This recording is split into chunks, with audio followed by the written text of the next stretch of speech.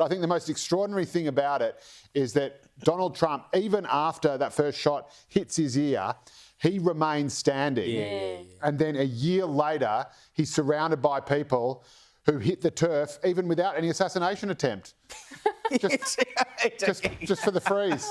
And I remember you and I were on air that night, Joe, after that assassination attempt. And I remember saying that evening that I felt like it wasn't just Donald Trump that was saved on that day, it was the entirety of America. Because can you imagine if he had been shot and killed, assassinated, it would have been civil war it would have been, on the streets of America. It would have been January 6 times Black Lives Matter. It would have been, it just would have been, you would never have seen a news story like it in your lifetime.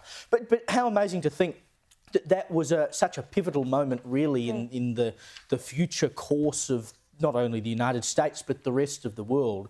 And here we are a year later with Trump still standing. He's president again. It could have all ended in that 10% moment. Trade tariffs, but, Yeah, and everything that Trump's achieved in the year, cracking down on illegal immigration, posting a budget surplus thanks to the tariffs, rebuilding the American economy, ending the 12-day war with Iran.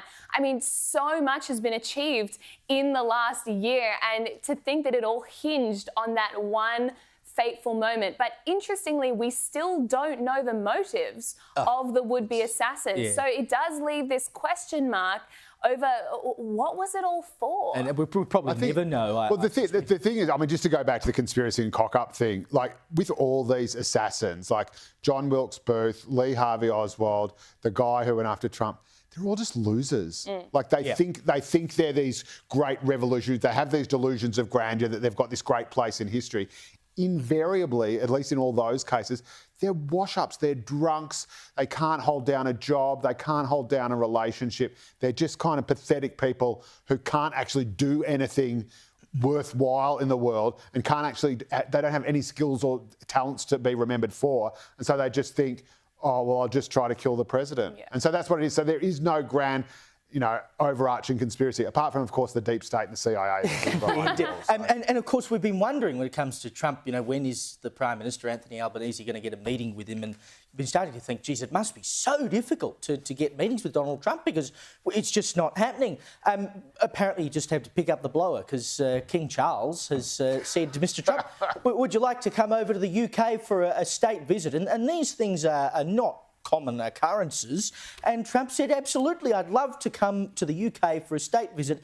He'll be going there for 3 days in September. So all the King has to do is say, Mr Trump, want to come over and have a look around? No problem. I mean, why doesn't Anthony Albanese just get on the phone and say, come to Australia? He is the king. It's not just anyone picking up the phone. He's the king of England. Sure, he's the king. He's also the king of Australia as well. But the king, it's a pretty big deal. The king's not doing any actual business when it comes to the running of anything. Why doesn't Albanese get on the phone and say, come and have a state visit to Australia? Well, this narrative that maybe it's just that Albanese can't get a meeting with Trump, I think that was shattered when the Liberian president got a meeting with Trump in the White House the other day, and Trump complimented him on his English. I mean, everyone is getting a meeting with Trump. I think it's pretty clear at this point that either the administration is refusing to accept a meeting from Australia, or we are too scared to attend a meeting with Trump. It's one or the other. It's not that they can't secure a meeting.